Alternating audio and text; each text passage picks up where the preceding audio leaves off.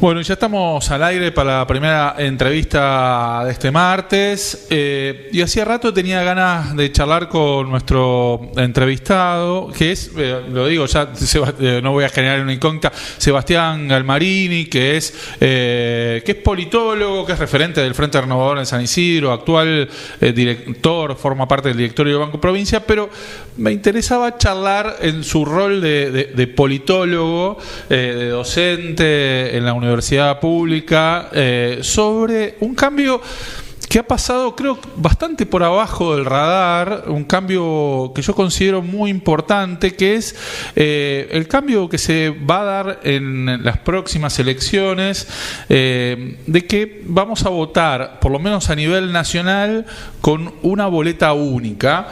Y a nosotros, que nos solemos poner la mirada en lo local, nos genera a la discusión de la política local un proceso electoral que, al menos en el hecho, en el día, en el momento, en el cuarto oscuro, va a estar escindido de la elección nacional. Entonces son dos cosas que me parecen muy interesantes. Alguna vez tenía ganas de charlarlo con Sebastián Galmarini, porque hace años tuvimos alguna charla en la que él me defendía la boleta partidaria, que es la que se va a dejar de usar, al menos a nivel nacional. Me daba argumentos que me parecían más que interesantes, sobre todo la dispersión del voto y ciertas dificultades que se generan en la gobernabilidad, frente a mi tendencia como periodista local de ver que a veces muchos procesos locales se ven truncados, solapados o quedan de lado por una elección nacional o la definición de candidatos nacionales que después terminan arrastrando y terminan imponiendo una agenda, una discusión y una lógica en la conformación de listas que poco tiene que ver con lo que sucede en el territorio muchas veces. A veces sí, pero muchas veces no. Así que sobre esto tenía ganas de charlar y tenemos el gusto de estar conectados con Sebastián Galmarini. Sebastián, ¿cómo estás? Acá Ariel de ¿Qué pasa? ¿Qué tal, Ariel? ¿Cómo estás? Buenas tardes. Saludos, muy bien. A ver, Sergio, ¿me podés levantar un poquito? ¿Lo escucho un poco bajo a Sebastián? A ver ahora. ¿Vos me escuchás bien, Sebastián? ¿Me escuchás bien? Yo ahí te escucho perfecto. Bueno, Sebastián, sos uno de las voces que por lo menos ha sido disonante con la celebración que se escuchó con la aprobación de la boleta única a nivel nacional. Digo, mucha gente no dijo nada, pero las voces que se han hecho públicas fueron más celebrativas, ¿no? Como que se terminaba una época de algo vinculado, como si las elecciones en Argentina hubieran sido fraudulentas, ¿no? Como mientras se usaba la boleta, cosa que no sucedió, pero hubo como un clima celebrativo que a mí me cuestionó, porque bueno, los que celebraban generalmente no eran de los sectores con los que suelo estar de acuerdo, y yo tengo como una posición positiva. Contame un poco, en principio, ¿cómo empezás a pensar el tema de este cambio que se dio en Argentina? A ver, lo primero que me aparece es que ciertamente, como bien mencionas, hay un acuerdo comunicacional, o por lo menos público, respecto de la mejora que significa este cambio, esta reforma política que se lleva adelante con la implementación de la boleta única a nivel nacional. Ese acuerdo, ese consenso, digámoslo así, tiene 2 o 3 observaciones que podrían ser tomadas. La primera de todas es que el Estado es el garante de toda la totalidad de la oferta electoral el día de la elección en el cuarto oscuro. Lo que en algún sentido podríamos decir es la principal, si no la única ventaja que le podríamos asignar a este instrumento de votación, que claro, es ni más ni menos que una cuestión menor dentro de las muchas opciones de reforma que tiene cualquier sistema electoral. Claro. Y entonces en ese punto podríamos decir que efectivamente hay una contradicción muy grande entre un gobierno nacional libertario que dice hay que pedirle al Estado que se retire de todas las actividades, y en este caso le estamos pidiendo al Estado que pague boletas para garantizar la presencia de las distintas fuerzas políticas el día de la elección en el cuarto oscuro. Bien. como primera cuestión importante, me parece que acá hay que debatir seriamente, cuando hablamos de la totalidad de la oferta electoral, si estamos hablando de fuerzas que compiten para ganar elecciones, o si también estamos hablando de muchas fuerzas que en realidad lo que quieren es hacer demostraciones simbólicas. Quizás hoy está muy de moda, fuera de moda lo que voy a decir, pero en muchas épocas partidos de izquierda que combatían la democracia porque suponían la ratificación del capitalismo, iban a elecciones, pero no para ganarlas, sino para hacer campaña criticando las relaciones de producción capitalistas, la explotación, etcétera. Clarísimo. Bueno, hoy podríamos decir que eso, en esos términos del sistema, pero que hay un montón de partidos que lo que hacen es ir a elecciones para plantear temas, algunos de una materia, de derechos civiles, otros en términos de derechos sociales. Bueno, hay una infinidad de ofertas y de valoraciones y de propuestas que uno las puede ver, las puede incorporar o no, puede estar más o menos de acuerdo, pero efectivamente no son partidos que estén en las mismas condiciones o con la misma voluntad de ganar las elecciones. Clarísimo. Pero después hay 3 o 4 verdades a medias que aparecen, que podríamos llamar parte de ese consenso pro boleta única, que efectivamente son, si no verdades a medias, falsedades absolutas. La primera, y que es la más básica y que pareciera ser que es muy fácil de repetir, que es más barato. Vamos a eliminar el costo de la política. Bueno, eso es rotundamente falso. El costo de la impresión de las boletas partidarias, de la boleta multipartidaria, el instrumento que usamos hoy, es una función de la cantidad de partidos o de cantidad de oferta electoral, es decir, si hay muchas listas para participar en la PASO, si los partidos mayoritarios tienen demasiadas listas en un distrito electoral. Ahora, en ningún sentido, para dar un ejemplo, en la última elección general nacional, había 5 partidos que estaban en discusión en las elecciones generales. Y entonces, probablemente cuando uno haga el cálculo de las dimensiones de la boleta única papel versus el costo de la impresión de las boletas múltiples partidarias, se va a dar cuenta que efectivamente es falso. La boleta única papel necesita un sello de agua, engomado, cuestiones de seguridad, y el valor de su impresión prácticamente cuadruplica o quintuplica al valor de la boleta tradicional. Es falso. Bien. Y el segundo tema que vos mencionaste muy bien y que me parece que vale la pena introducirlo tiene algunos efectos que son muy complejos de cara a los electores, de cara a la gobernabilidad, de cara al gobierno, al resultado de la elección, que me parece que hay que ponerlos en debate, por lo menos si es efectivamente lo que nosotros queremos, ¿no? Claro. Que es esta idea de el aumento de la tasa de voto blanco, de voto nulo, el aumento del voto cruzado, esto de que uno alimenta o por lo menos posibilita que voten oferta electoral cruzada, un candidato de un partido a nivel nacional, de otro partido a nivel provincial, de otro partido a nivel seccional y otro a nivel municipal, que puede sonar muy atractivo y que es entendible y que estaría bien, si no fuera porque eso afecta otro de los extremos o de los puntos que hay que evaluar cuando se evalúa un sistema electoral, que es esa tensión permanente entre representatividad y gobernabilidad. Bueno, en ese sentido me parece que estamos pensando demasiado hacia un lado. Bien, bien. Sebastián, y pensándolo en ganadores y perdedores, a ver, ayúdame a pensar eso, sobre todo en esta lógica. A mí lo vuelvo a repetir lo que dije en la introducción, ¿no? Desde la mirada local solemos, y vos sos un actor también de la política local en San Isidro, digamos, tenés mucha incidencia, dirigís un espacio político, te pasará de haber visto muchos procesos de actores locales que quedan relegados por decisiones que se toman la noche del cierre de listas en un lugar lejano y sin importar la construcción, el trabajo que tenga local. O también habrás visto gestiones que por ahí no tenían un consenso como para seguir y que siguieron muchos años con una buena estrategia del intendente de turno, colgándose de las boletas más exitosas, digamos, ¿no? Para no poner nombre, ¿no? Pero te deben sonar estos ejemplos que te digo. ¿No te parece que esta posibilidad rompe un poquito esa lógica de que el arrastre sea tan determinante o tan condicionante a la hora de las discusiones locales, el arrastre nacional? No, francamente no. Hay mucha experiencia comparada en la materia. La ciencia política tiene muchos estudios alrededor de cuál es el verdadero impacto.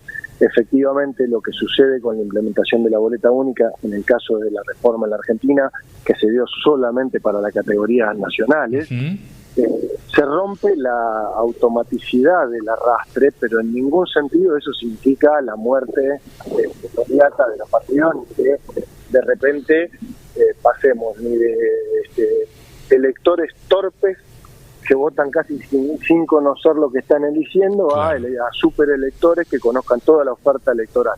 No hay ni lo uno ni lo otro. Lo que tenemos es una sociedad cansada, apática, sin voluntad de conocer toda la oferta, todos los candidatos, todas las propuestas de campaña, que es una realidad que excede a la Argentina y que tiene que ver con los tiempos en los que vivimos. Ahora, ni de una manera se rompe con esa dinámica partidaria que vos planteabas de candidatos escondidos en una boleta mucho más larga, ni tampoco que mágicamente ahora los candidatos van a ser surgidos de una cantera inigualable de candidatos ideales. Claro.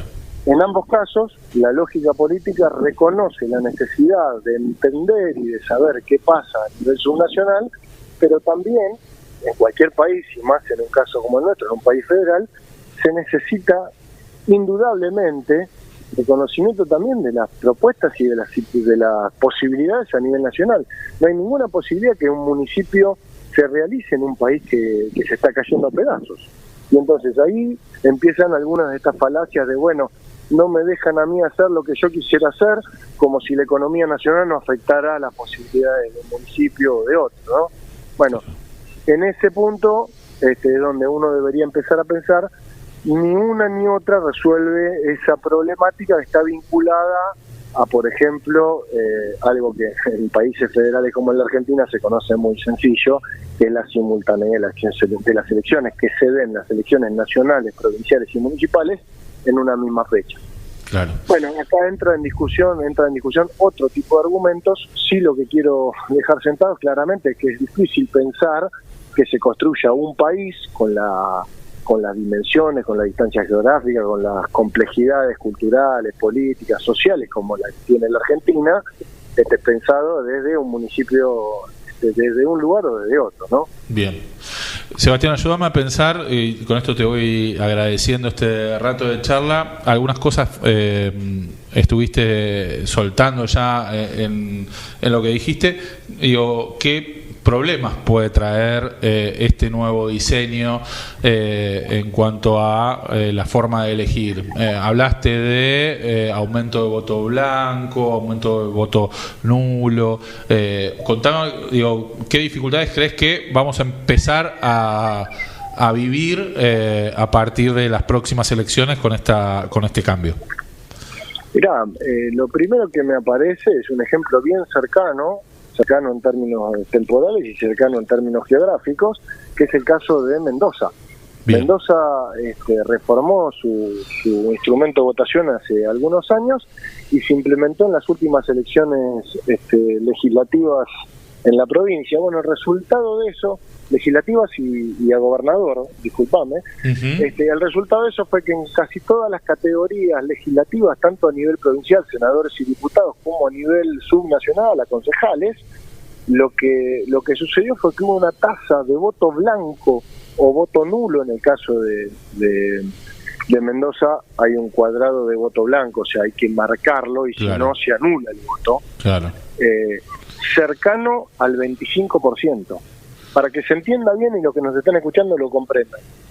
Si uno tiene una tasa de participación promedio cercana al 70, 72, 75% y además le adhiere un 25% de electores que no ejercen su voto o que no definen a quién votan, lo que estamos hablando es que vota cerca de la mitad de la población. Claro. Estamos hablando del voto censitario. Y entonces ahí me empiezan otras condiciones. Bueno, en nombre de la representatividad y de darle más libertad a los electores, lo que terminamos haciendo es condicionándolos más.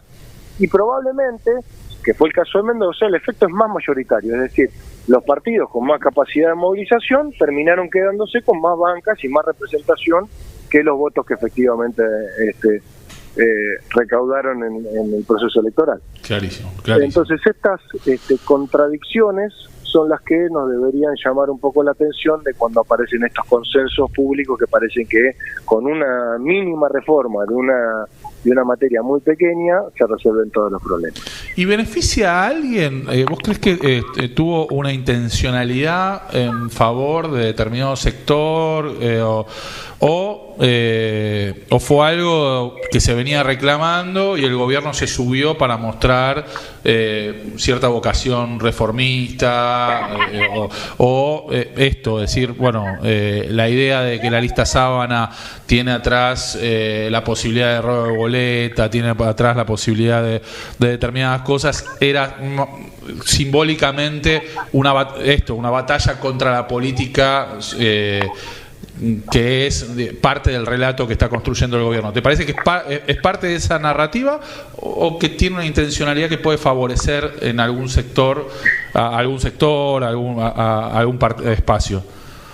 Creo que es mucho más la venta de humo y la necesidad de construir títulos en la comunicación y en esta idea de que hay mucha oscuridad detrás de los procesos electorales. La Argentina eligió 10 presidentes, más de 250 gobernadores, y ni puedo hacer la cuenta de la cantidad de intendentes que resultaron electos.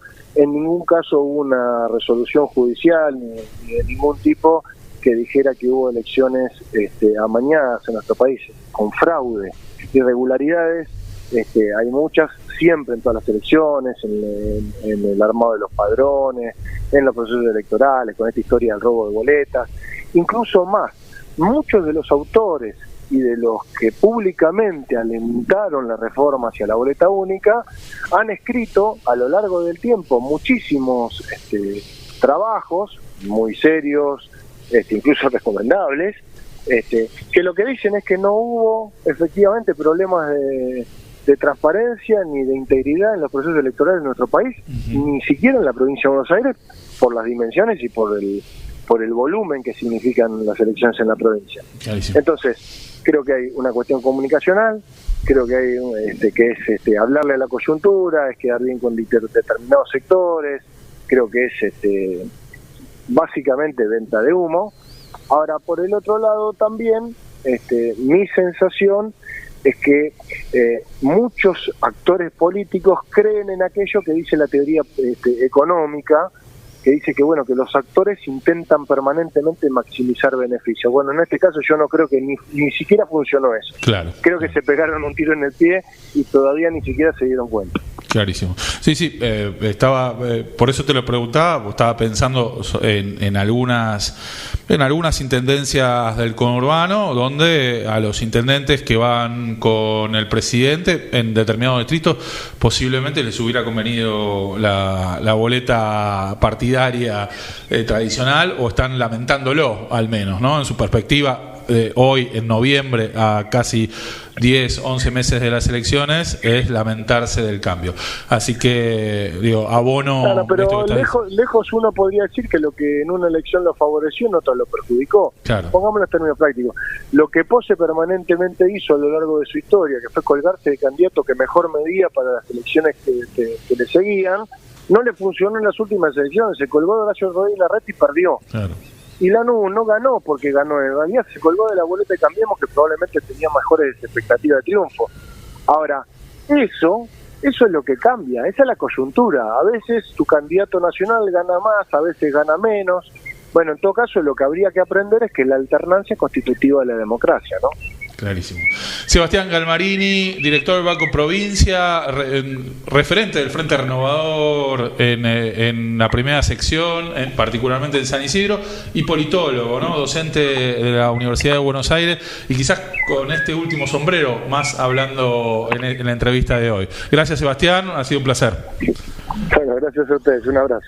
Ha pasado Sebastián Galmarini por Qué Pasa Radio. Nos vamos a una pequeña cortina musical y recibimos a Pedro Saborido.